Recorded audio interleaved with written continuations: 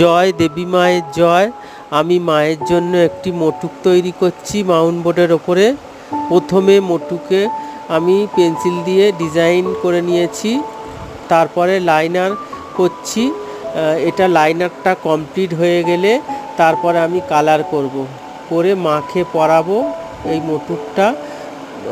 জয় দেবী মায়ের জয়, জয় দেবী মায়ের জয়, জয় দেবী মায়ের জয়। আমি সেকেন্ড পার্টে এই কালার করাটা দেখাবো ও মোটুকটা মাকে পরাবো।